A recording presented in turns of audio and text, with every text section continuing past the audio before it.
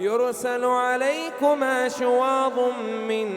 نار ونحاس فلا تنتصران فبأي آلاء ربكما تكذبان فإذا انشقت السماء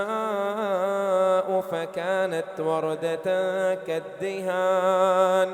فبأي آلاء ربكما تكذبان فيومئذ لا يسأل عن ذنبه إنس ولا جان فبأي آلاء